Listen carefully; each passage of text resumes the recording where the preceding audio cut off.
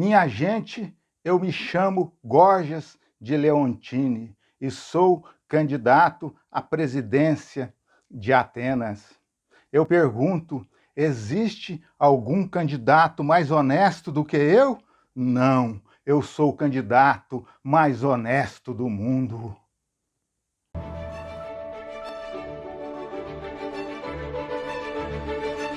Estamos vendo nessas videoaulas, através dessas brincadeiras que eu acabei de fazer no vídeo anterior e no vídeo de hoje, é a questão da crença, da retórica, porque Gorgias, o antagonista de Sócrates no debate, confessou que, além de tocar nas coisas do injusto e do justo, ele também se vale só do discurso que transmite crença, mas que não transmite conhecimento. Então, vejam, ele diz, não é? Evidentemente, Sócrates, só da arte que dá origem à crença. Então, a retórica é um artifício, a retórica de Gorgias é um expediente que o orador comunica com muita eloquência, com muita vivacidade, vamos dizer assim, não é? Com muita desenvoltura, uma linguagem linda, mas fundada na crença, na mera formalidade, no vazio, no oco. Mas as pessoas se sentem comovidas, porque elas são desatentas, elas estão desavisadas. Então, o retórico, ele ilude os desatentos, ele ilude os desavisados. E Gorgias, o sofista, não é? E sofista, volto a dizer, é sábio, mas Sócrates e Platão passou a chamá-los, Trasímaco, Protágoras e Gorgias, de sábios, mas no sentido irônico, para que eles caíssem em si. Como você é talentoso, como você é sábio, hein? Vejam, Sócrates está em altercação intelectual o tempo todo com Gorgias. Gorgias, o sofista, induz o povo ao erro. A lei é fruto das convenções humanas. Essa é a tônica do discurso de Gorgias. A norma que vai regulamentar a vida em sociedade, ela é fruto das convenções humanas, das opiniões e dos interesses da classe pequena que faz a norma, o nomos, ou os nomóis, as normas de Atenas. E é fundada na crença. Já Sócrates está trilhando um outro caminho. Sócrates está trilhando o caminho da dialética, que consiste na ironia e na maêutica. A ironia faz o seu antagonista perceber que ele não sabe nada. Uma vez o seu antagonista percebendo que nada sabe, então, e essa é a função da ironia, então ele está apto para construir, a partir da consciência da sua ignorância, um novo conhecimento. Só que os sofistas eram arrogantes, eram prepotentes e não queriam admitir a sua ignorância. Então Sócrates queria a democracia, disse em vídeos anteriores. Demos, povo, kratos, governo, governo do povo e pelo povo. Gorgias queria a demagogia. Demos, povo, gogós, induzir o povo ao erro. Não é? Então a demagogia, ela explora as paixões populares. A demagogia não tem outra finalidade no cenário político senão explorar as paixões populares. E é isso, então, que desencadeia o debate, não é? O debate que nós estamos trabalhando aqui com o texto de Gorgias, não é? Então, ele assume que a sua arte é aquela que dá origem à crença, conforme eu disse na aula anterior. Então, ao que parece, vai dizer Sócrates, a retórica é a obreira da persuasão e promove a crença, não o conhecimento verdadeiro, Gorgias. Relativo ao justo e ao injusto, Gorgias diz, exato, Sócrates. Então aqui ele mostra o seu descaramento, não é? A sua falta de pudor. Ele se mostra um despudorado, vamos dizer assim, no cenário político de Atenas. A retórica é obreira da persuasão, promove a crença, não o conhecimento, com rigor, com método, metodologia, método, odus, caminho para se buscar a verdade, sistema, conjunto de elementos organizado com lógica. Isso não existe na cabeça dos sofistas. E ainda há pessoas que na internet, no YouTube, defendem os sofistas, dizem que não, que os sofistas é que estão certos, que a lei é relativa, que tem lei se é fundada em interesse de classe, fundada em opiniões. Ora, por isso que certos países que nós conhecemos muito bem estão nesse atraso até hoje, não é verdade?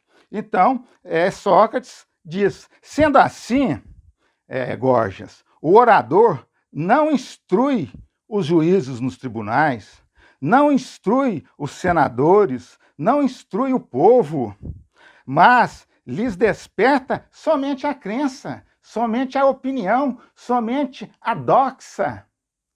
E Sócrates despertava a episteme, a ciência, o que nós chamamos de ciência, era a episteme, hoje a epistemologia. Então,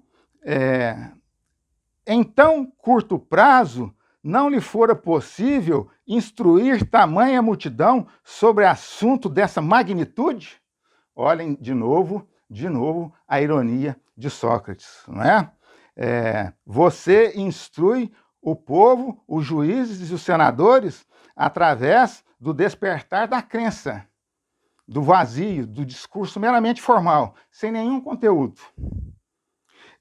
Em tão curto prazo, não lhe fora possível instruir tamanha multidão sobre assunto dessa magnitude?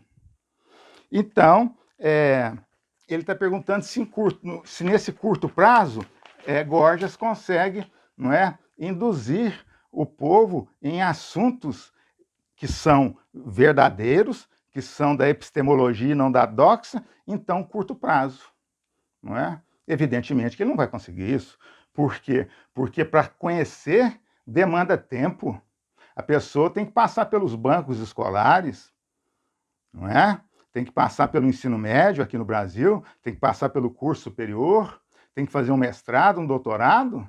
Então, como que em tão curto prazo o grande retórico Gorgias consegue transpor isso para o povo, assuntos de grande magnitude? Então, ele usa de truque, ele é um mágico. É isso que Sócrates está dizendo a Gorgias. Gorgias diz, não. Sócrates, vejamos então, que diremos com acerto sobre a retórica, pois eu mesmo não chego a compreender o que falo. Quando a cidade se reúne para escolher médicos ou construtores de navios, navais, ou qualquer outra espécie de artesãos, o orador, evidentemente, não será chamado para opinar, então, porque o médico estuda, o engenheiro, o construtor naval de navios estuda. Então, eles, evidentemente, não irão chamar você, Gorgias, porque você não ensina nada. Você só opina, você do campo da doxa. E fora de dúvida, diz Sócrates, que em cada uma dessas eleições só deverão ser escolhidos os entendidos, os versados na matéria, no conhecimento, na epistemologia. No texto não diz a palavra epistemologia, faz parte da minha didática, da minha aula, acrescentar, mas o conhecimento era a epistemologia, a mera opinião era a doxa. Do mesmo modo, sempre que a reunião versa sobre a escolha de um general, a tática de um exército, diante do inimigo ou um assalto a determinado ponto da batalha, da guerra, só poderão opinar, os estrategistas então irão opinar, irão comandar os batalhões, as centúrias, através da doxa, da opinião, se é crença? Você confessou que é crença? Então, Sócrates volta a falar. Qual é o teu modo de pensar, Gorgias? Qual é o teu modo de pensar, Gorgias? Me diga a esse respeito. E Sócrates prossegue. Uma vez que tu próprio te consideras orador e capaz de formar oradores, é óbvio que é ti que terei de dirigir-me para informar-me a respeito da sua arte. Ou seja, a arte é a ciência, é a episteme. Afinal de contas, o que você ensina, meu amigo? Não é verdade? É possível haver aqui dentro quem pretenda tornar-se teu aluno, como de fato percebo em muitos esse desejo, porque todo mundo queria ser aluno de Gorgias, o grande orador, que falava de forma eloquente, vivaz, né? Mas ao mesmo tempo despudorado, sem pudor. Então, mas como que você consegue conquistar tantos alunos? Né?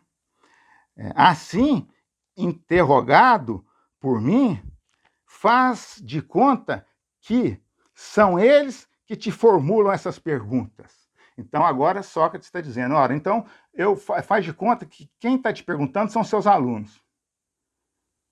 Então, olha a situação que Sócrates deixa Gorgias, não é verdade? Então, Sócrates, ele mesmo responde, a respeito de que assunto ficaremos capazes de aconselhar a cidade? Os seus alunos vão te perguntar isso. Você vai falar o que para eles? Apenas a respeito do justo e do injusto, ou também dos assuntos? Que assuntos são esses? Gorgias. Então, Sócrates, vou tentar revelar-te toda a força da oratória, pois tu mesmo indicaste o caminho com muita precisão. Esse é o único momento em que Gorgias estende a sua resposta. O tempo inteiro ele foi monossilábico. Então ele diz, então, Sócrates, vou tentar revelar-te toda a força da oratória, pois tu mesmo indicaste o caminho com muita precisão. Creio que deves saber que as muralhas atenienses, as construções, os portos, em parte, são devidas aos conselhos de Temístocles, em parte aos de Péricles, não às sugestões de construtores. Então, Péricles era um político, o grande estadista grego. Então, vejam que ele dialoga somente com os políticos, ele não tem coragem de dialogar com os doutos, os sábios, e ele não é capaz de se submeter à função da ironia, que é reconhecer a sua própria ignorância, não é? Então, é por meio da palavra eu convenço. É isso, nada mais do que isso, que ele está dizendo. Não é verdade? É por meio da palavra que eu estou convencendo, convenço os juízes nos tribunais, os senadores e o povo em geral, em qualquer reunião. E a sua dialética? Na nossa próxima aula, daremos prosseguimento a este maravilhoso diálogo intelectualizado, dirigido, conduzido com maestria intelectual por Sócrates, o grande Sócrates de Atenas. Deixo a vocês meu forte abraço e até o nosso próximo encontro.